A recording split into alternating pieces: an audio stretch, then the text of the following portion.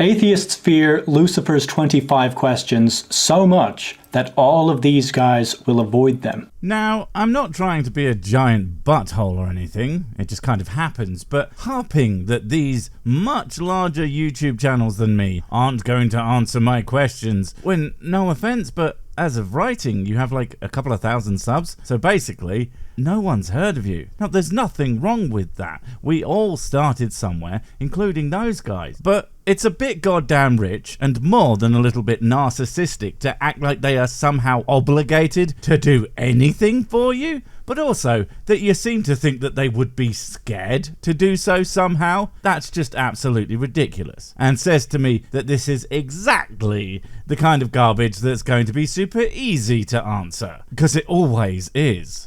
So I challenge all atheists to answer Lucifer's 25 questions like Martin Luther challenging the papacy. Again, comparing yourself to things people have actually heard of. Little egotistical. Also, atheists aren't remotely comparable to the fucking papacy. They are, by and large, individuals with various ideas, ideals, and worldviews that just so happen to include not believe God does the real as part of them.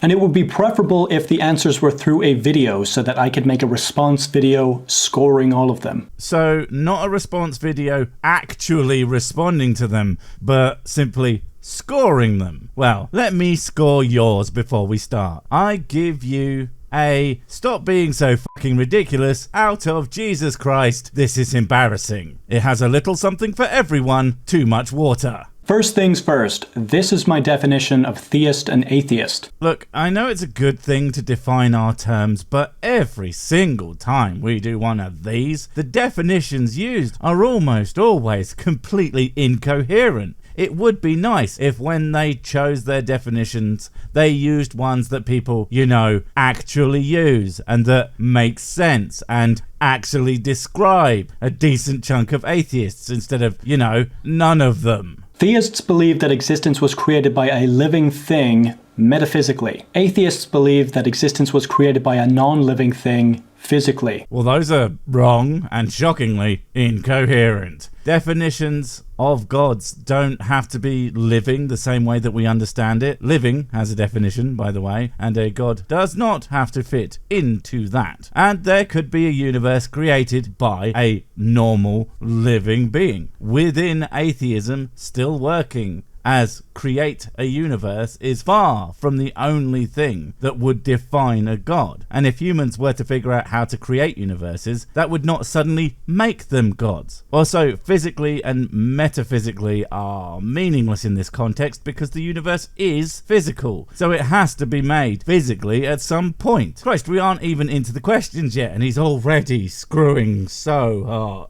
And skeptics don't believe in anything and question theists and atheists. Yeah, so this guy, I'm not 100% sure what his deal is, but I can only assume he sees himself as a mighty skeptic TM. That is to say, someone who considers themselves a skeptic, but has no fucking idea how skepticism actually works. I mean, for fuck's sake, a skeptic does not believe in nothing. Are you joking? You can absolutely believe in things and be skeptical. In fact, you can be skeptical of the things that you believe. Like how you should be really goddamn skeptical of your fucking definitions. Then they might not be so goddamn stupid. So I'm really speaking about the scientific atheist community. Fucking air quotes. Jesus, that's funny. Which blindly believes in the physical world religious dogma. Blindly believe in the physical world religious dogma. What the fuck are you talking about? What religious dogma? The fact that the physical world, exists, and yeah, that even if this is a simulation or it's made of some fundamental whatever, the physical world as we describe it is, as we describe it. And if you think that people religiously think that it's the only way possible, I would suggest you actually talk to an atheist, because I think you'll find that most of them will tell you, while they think it is X way, they would be perfectly happy to be proven wrong. So fucking religious. And the educational system indoctrinated them into believing it because it's basically the only other option to God. No, it isn't. And if you think the educational system tricked people into believing facts, you're even more of a dumbass than I gave you no credit for. Now, after these questions, you'll see that atheists don't really have any answers at all. I'm sure we will. It would just be nice if you fucking got to them instead of dancing around the point and trying to define yourself into being correct before you even start. You know, because that always works out so well. So I'll play the skeptic for this, where the truth is a blank sheet of paper with nothing on it. Oh shit, dude, you flubbed your line. Don't worry. I'll fix it in post. So I'll play the skeptic for this, with my brain is a blank sheet of paper with nothing on it. You're welcome. And I'd like to hear the atheist's answers with evidence to convince me into believing their worldview. With evidence, I would be shocked if you knew what evidence was, even if it walked up to you and bit you in the stupid. Question 1. How is there something rather than nothing? Holy shit, are you fucking kidding me? That's your opener. A question that has been answered countless times. Fuck me. And before I answer, there is, of course, more than likely a completely reasonable response to any and all of the questions that follow. Being, I don't know, mate. But of course, saying that 25 times wouldn't be super interesting. Although it would be really funny. But yeah, a plausible explanation for something rather than nothing is because there has to be. As in, the universe exists because some fundamental part of existence is just a necessary thing. Now, the other point I have to put with this one is this is not a question that as of yet can be answered with evidence, and asking this question and not knowing that is fucking embarrassing, mate. Question 2. How did matter come from no matter? Or can you elucidate how something physical just exists? Elucidate? Well, that's a big word for such a dumb ass. You know, you could have just said explain, but of course someone told this guy about the thesaurus and he just had to prove that he can actually read it. I hope this isn't the start of a trend. And how did matter come from no matter? Who says it did that? It might have, it might not have. But the mechanism for such an event is not something we have yet got an answer for. In fact, if we did, we would know where the fucking universe came from. And also an explanation of how something just exists would be, it just exists. Fancy words don't stop that from being a dumb question. Question 3. How did the physical thing change if there was nothing else to react to? I swear this is just the same question 3 different ways, but whatever. There was 2 of them, because fuck you. Question 4. Can you show me a single physical thing being created, and can you explain how it is created? I know what his point is supposed to be, but the question is so idiotically open-ended that I could say, sure, and just show a clip of basically anything being manufactured. Because if he's not going to ask the questions in the way that gets him the kind of answers that he's looking for, it's not my job to provide them. I'm a YouTuber. I don't even know what a job is. Question 5. Is there a bottom to the physical world, or are all things made of things infinitely? No, it's a globe, dumbass. That's not how that works. And as much as that is a joke answer, it actually gives one that could be an actual answer. What if it's circular? You know, it's both functionally endless and also finite, because it goes on forever, but it also loops back on itself. Certainly an idea. Question 6. Do the physical things collectively make up one thing, or is everything separate, or even something else? Oh, so we're getting into semantics now. That's not even a if God do or don't kind of question. Because even God could come under the banner of this is the word that describes all the things. Basically, the answer is yes and no. Depends on how you define it. I'm so surprised you didn't know that.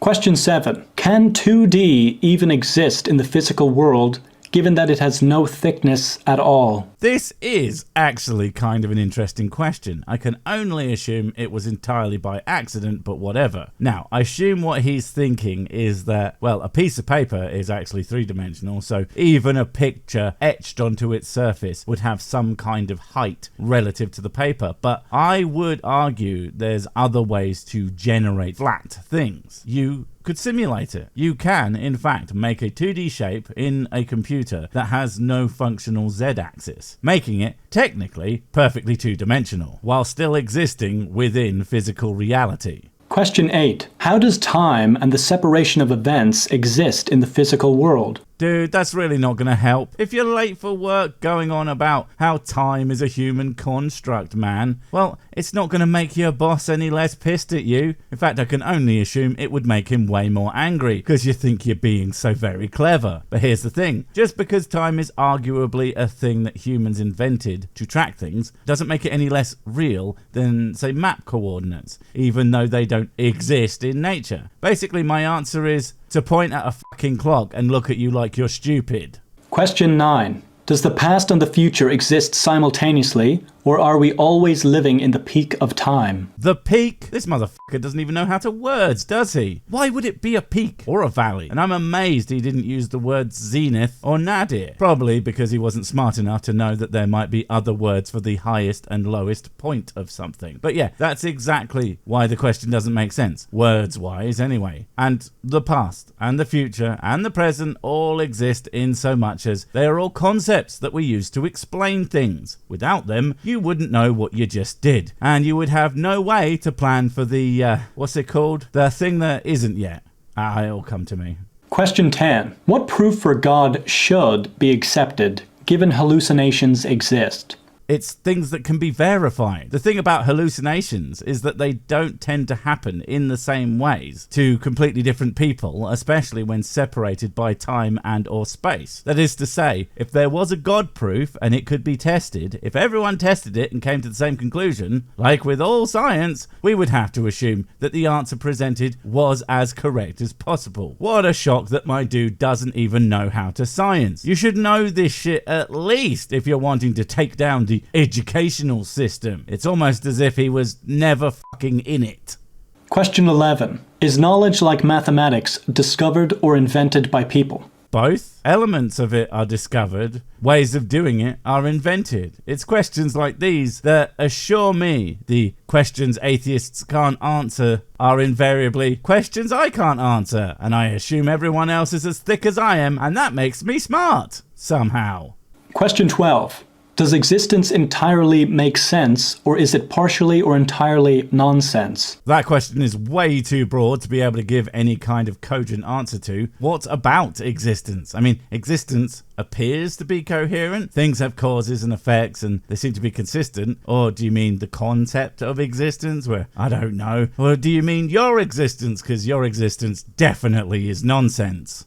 Question 13. How are the laws of logic and physics just a coincidence that remain constant? Who said that they're a coincidence? He's doing that a lot, assuming a stance that I have never heard anyone claim to have, even though it's not impossible for anyone to have that position. But to act like it's the default atheist position is super weird. Also, how do you know that they are constant? At the start of the universe, it actually appears they were anything but that. Question 14. Can humans explain absolutely everything without God? Right now? No, of course not. That's why we are doing science. Will we be able to? Probably not, seeing as part of everything is the stuff that happened before humans even existed, so there aren't records of literally every single event. Will we be able to explain most, if not all things to some extent, without invoking supernatural man? Yeah, we can do that right now. That doesn't mean that all the explanations are correct, but they sure as shit don't need to be. God did it. Question 15. What is the peak of technology and the final invention, if not existence in its entirety? Well, existence isn't defined as a technology, and unless you can prove that it somehow was invented the same way that people invent things, then you don't get to say that. And yes, even having something formed as a question can still be a claim. A stupid fucking claim. Goddamn. Question 16. Could a random series of events build a pyramid, considering that that's what you think created life? I don't think that, you fucking clown. The concept of abiogenesis, which not all atheists accept, FYI, in no way states a completely random series of shit happened and then life. You goddamn idiot. Now, could a pyramid form if there were a series of pressures and physical processes causing that to be a likely outcome of those processes and pressures? Yes, duh. Question 17. How did life come from non-life? It was me when I jizzed in the fucking ocean. And because I don't count as mere life, that completely makes sense as the question is asked. And just because I'm nice, here's an explanation for how life could have formed that you could have fucking Googled, but are clearly too obstinate to do so. You're welcome. Question 18. How did death come to exist immediately through the first life, rather than it being immortal? Because entropy is a fucking thing, dumbass. Things, not even non-living things, they do not last forever. You know what drives me most mad about this video? It's his constant smug expression. You know he thinks he's being so clever when he's actually sounding like a toddler that just discovered that they could eat their own snot and think it's just the most brilliant thing that anyone has ever done.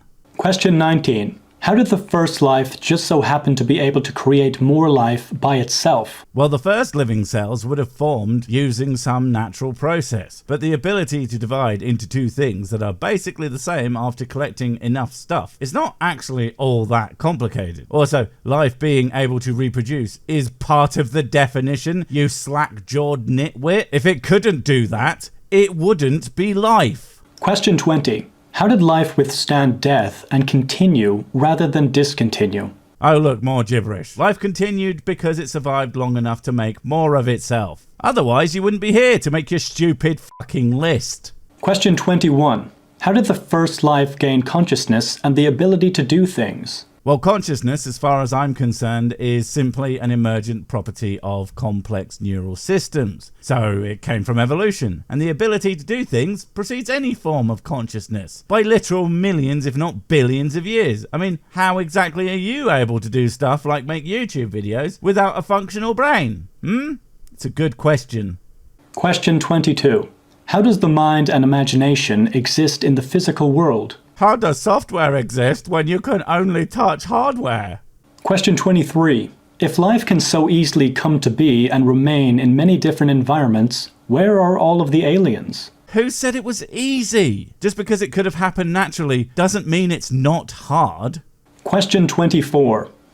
What is the purpose of life? Debunking morons. Question 25. Do you think that AI is an immortal, metaphysical form of life that would be accepted as a god 2,000 years ago? No. If not, how is this not a god? It does not age, it can create metaphysical, lifelike story worlds, and it can talk to millions of people at once. Because those things are not the only things that define a god. For starters, it was literally created, you fucking dipshit. And if so, do you believe in God? Well, I wouldn't be much of an atheist if I did, would I? So those are Lucifer's 25 questions, where hopefully you provided a greater answer than yes or no, or I don't know. I certainly did for all but one, and that one literally was a yes-no answer, so yeah. Anyway, some of the dumbest, most thoughtless questions I've ever heard, and answering them was so mind-numbingly easy that I don't even need to drink whiskey anymore to get the same feeling. I mean, I'm gonna, but, you know, bye! Wait, before you go, I have something super important to tell you. It's life or death. It will change everything forever. Nope, wait, it's gone.